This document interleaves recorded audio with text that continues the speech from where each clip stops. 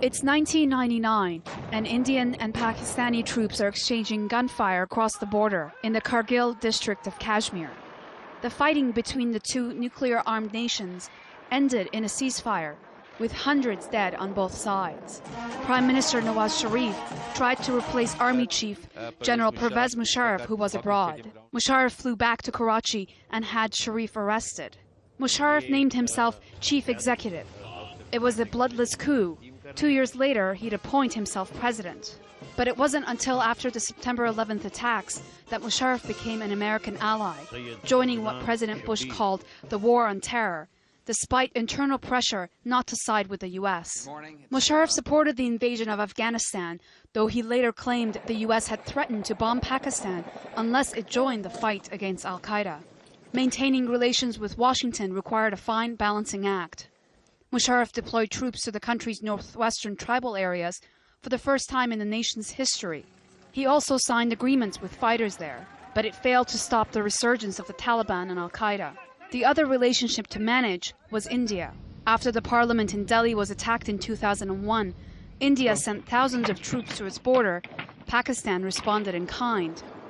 If any war is thrust on Pakistan Armed Forces, and the 140 million people of Pakistan are fully prepared to face all consequences with all their might. After 2 years of tension, Pakistan declared a ceasefire in the disputed territory of Kashmir. India agreed to the truce, and relations finally started to improve. Internally, however, Musharraf's rule was under fire. The suspension of Chief Justice Iftikhar Muhammad Chowdhury on corruption charges in March 2007 triggered massive street demonstrations by lawyers and street violence.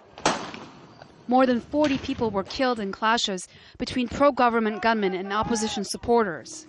Nearly 4 months later, the Supreme Court dismissed the charges against Chowdhury and reinstated him.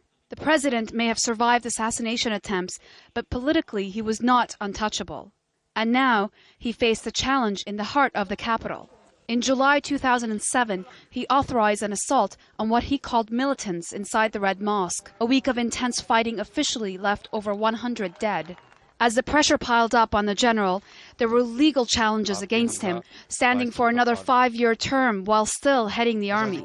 Opposition members resigned from parliament to derail Musharraf's re-election bid, but in September, he won another 5-year term. Amid speculation the Supreme Court would rule against his candidacy, Musharraf declared emergency rule, sacking many top judges and placing opposition leaders under house arrest. After being declared the winner of the presidential vote, he stepped down as army chief and lifted the state of emergency. But any outside sense of stability was shattered by the assassination of Benazir Bhutto. Her party accused some within the government circles of being linked to the killing, something Musharraf ruled out.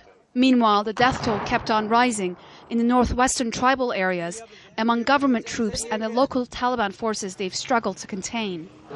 With Pervez Musharraf now gone, there's a big question mark over Pakistan's future and the future of the so-called war on terror. In February, Pakistan went to the polls. Musharraf's fate was perhaps sealed then. With him now out of government, all thoughts are on his political legacy. What that could be will be hotly debated in the days to come. Dorsa Jabari, Al Jazeera.